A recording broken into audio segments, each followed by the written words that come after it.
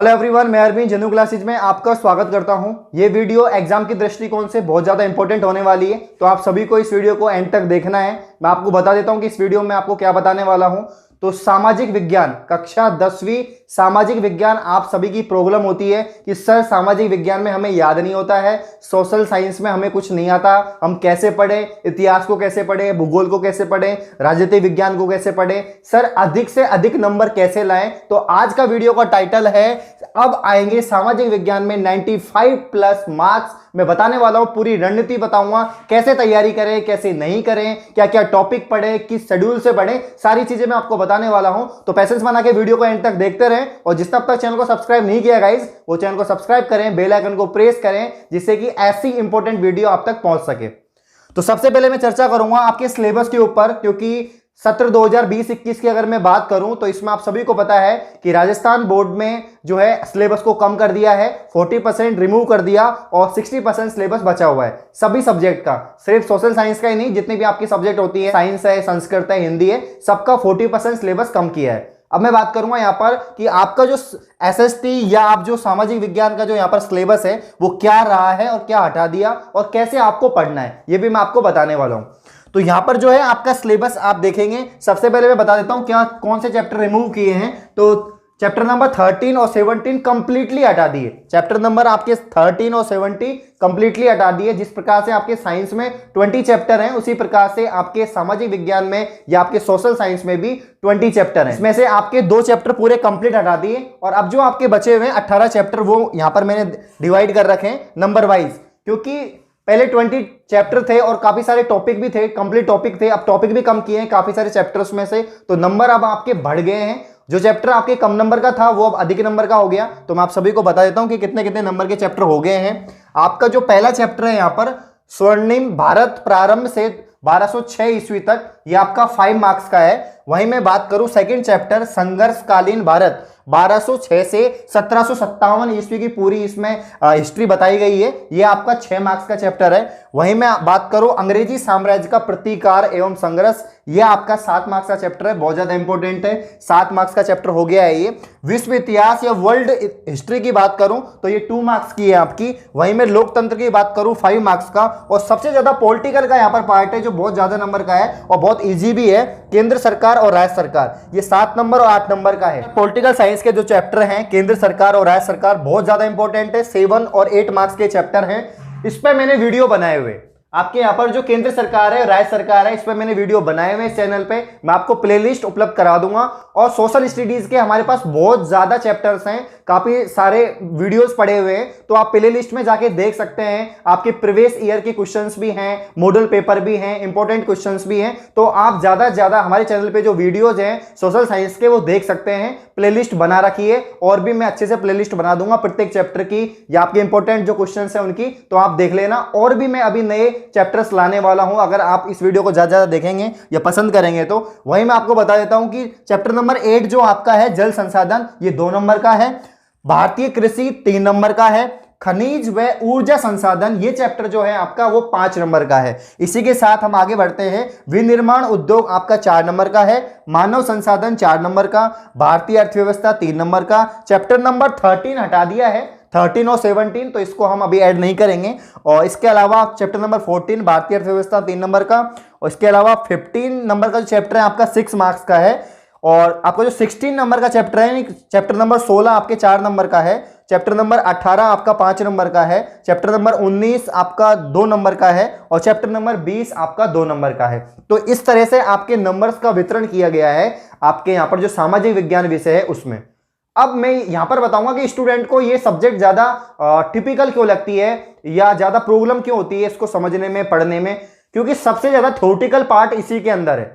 तो थोड़ा बोरिंग भी समझते हैं कि हिस्ट्री थोड़ी बोरिंग है, ज्योग्राफी थोड़ी बोरिंग है, या आपके यहाँ पर पॉलिटिकल साइंस थोड़ी बोरिंग है, इकोनॉमिक्स थोड़ी बोरिंग है। तो क्योंकि आर्ट्स के यहाँ पर सब्जेक्ट हैं और सभी को इंक्लूड करके सामाजिक विज्ञान या सोशल साइंस बनाया गया है। लेकिन अगर आप इसमें मेहनत करें, अगर आप इस सब्जेक्ट में मेहनत करें और इंटरेस्ट से पढ़ें तो आप ज्यादा से ज्यादा नंबर ला सकते हैं, कोई बड़ी बात नहीं है। और जो बहुत अच्छे स्टूडेंट होते हैं जो मेरिट की प्रिपरेशन करते हैं या जिनके सभी सब्जेक्ट में 95 या 90 प्लस मार्क्स आते हैं, वो उनके एसएसटी में भी अच्छे मार्क्स आते हैं। रीजन उसका क्या रहता है कि उनका लिखने का तरीका, एक तो आपकी चाहे कोई से भी सब्जेक्ट हो, अगर आपका लिखने का तरीका बहुत अच्छा है, आप अच्छी शैली में लिख रहे हो, आपकी हैंडराइटिंग अच्छी है, आप ऑथेंटिक लिख रहे हो, फालतू कुछ भी कचरा नहीं लिख रहे हो, तो आपको वैसे ही बहुत अच्छे मार्क्स मिल जाएंगे आपकी लिखने की शैली को देख के। लेकिन आपको ऑथेंटिक लिखना ही पड़ेगा। ऐसे नहीं आप किसी भी क्वेश्चन में कुछ भी लिख रहे हो, पूछा क्या है और लिख क्या रहे हो, तो ये गलत हो जाएगा। आपसे जो पूछा गया है वही आपको आंसर देना है। यहां पर जो हम साइंस की बात करें, मतलब कि सोशल साइंस की बात करें, इसको 3 या 4 पार्टों में डिवाइड करके आप पढ़ सकते हो। पॉलिटिकल साइंस में, हिस्ट्री में भी आप 3 पार्ट में डिवाइड कर सकते हो। आपका एक मिडाइवल हिस्ट्री है, एक मॉडर्न हिस्ट्री है और एक आपका एंसेंट हिस्ट्री है। इसके अंदर आप इंडिया की हिस्ट्री भी पढ़ोगे, वर्ल्ड की हिस्ट्री भी पढ़ोगे और भी आपकी काफी सारे स्टेट्स हैं उनकी भी हिस्ट्री पढ़ोगे। तो हिस्ट्री बहुत ज्यादा इंटरेस्टिंग है अगर आप उसको कनेक्ट करके पढ़ते हैं सभी चीजों को और बहुत अच्छे से समझने की कोशिश करते हैं, रटते नहीं है चीजों को, समझने की कोशिश करते हैं। कहानी की तरह अगर आप उसको समझ रहे हो, याद कर रहे हो और रिवाइज कर रहे हो, तो इतिहास सबसे बेस्ट सब्जेक्ट है, बहुत अच्छा है। अगर आप उसको कहानी की तरह पढ़ते हो और समझने की कोशिश करते हो तो बहुत, मतलब इससे बिल्कुल नंबर नहीं कटेंगे और बहुत आपको इंटरेस्ट भी आने लगेगा। वहीं मैं पॉलिटिकल साइंस की बात करूं तो पॉलिटिकल साइंस तो साइंस की तरह है, जो फैक्ट है वो फैक्ट है बिल्कुल भी, और वही फैक्ट आपको पढ़ने हैं कि भाई राष्ट्रपति क्या है, राष्ट्रपति का कार्यकाल कितने वर्ष का होता है, आपका संसद क्या है, कितने अंग हैं संसद के, मुख्यमंत्री का कार्यकाल कितने वर्ष का होता है। तो जितने भी ये पॉलिटिकल जितने भी फैक्ट हैं ये आपको याद करने होते हैं और ये फिक्स फैक्ट है। आपका यहाँ पर जो बता दिया कि इतना वर्ष का कार्यकाल होता है और इतने आपके सदस्य होते हैं, ये अध्यक्ष होता है, ये इसका पदेन सचिव होता है, तो सारी चीजें फिक्स रहती हैं। लेकिन जो फैक्ट है वो है, आपको बिल्कुल भी कंफ्यूज नहीं होना। तो आपको सारे फैक्ट अच्छे से पढ़ने हैं और पॉलिटिकल साइंस बहुत शॉर्ट एंड स्वीट में दे रखी है, बहुत अच्छे तरीके से, तो आप बहुत कनेक्ट करके उसको पढ़ सकते हैं, इंटरेस्ट से पढ़ सकते हैं। तो यहां पर पॉलिटिकल साइंस बहुत ज्यादा नंबर की भी है और इजी भी है, तो आपके स्कोरिंग सब्जेक्ट है। अगर मैं सोशल साइंस में बोलूं यहां पर आपके स्कोरिंग पार्ट कौन सा है, तो पॉलिटिकल साइंस सबसे ज्यादा स्कोरिंग पार्ट है, इसको आप ज्यादा ध्यान दें और मैंने इसको पढ़ा भी रखा है, तो आप वीडियो देख सकते हैं। इसके अलावा आपके ज्योग्राफी वाला पार्ट भी काफी सारा है, जैसे जल संसाधन हो गया, आपके परियोजनाएं होती हैं काफी सारी, भारतीय कृषि हो गई, खनिज ऊर्जा संसाधन हो गया। यह आपका पूरा ज्योग्राफी वाला पार्ट है जिसमें इंडिया की और वर्ल्ड की ज्योग्राफी है, उसको आपको अच्छे से समझना है। ज्योग्राफी को समझने के लिए आपको मैप का मतलब कि ज्ञान होना बहुत ज्यादा जरूरी है। तो हमारे चैनल पर सर ने पूरा इंडिया का और राजस्थान का मैप अच्छे से ट्रिक वाइज समझा रखा है, तो आप इंडिया के मैप को बहुत अच्छे से पढ़ सकते हो, समझ सकते हो बहुत शानदार तरीके से। कुलदीप जी सर जो एसएसटी के सर थे उन्होंने बहुत अच्छे से पढ़ाया हुआ है, चैनल पे वीडियो है, आप जाके देख सकते हैं। और मैं आप सभी को गाइड करता हूं इस चीज के लिए, अगर आप सोशल साइंस में बेहतर से बेहतर नंबर लाना चाहते हैं तो आपको सामाजिक विज्ञान में मानचित्र का ज्ञान होना बहुत ज्यादा जरूरी है, क्योंकि हमें पता ही नहीं है कि कौन सा स्टेट कहां पर है, कौन सी कंट्री कहां पर है, किस कंट्री में क्या चीज होती है, वो किस महासागर के किस महाद्वीप में है, तो हम कुछ नहीं कर पाएंगे। तो ज्योग्राफी को समझने से पहले आपको मैप को समझना पड़ेगा, मानचित्र को समझना पड़ेगा। और अगर आप मानचित्र के अकॉर्डिंग चीजों को समझते हो तो बिल्कुल डिफिकल्ट नहीं होगी आपको किसी भी चीज के अंदर।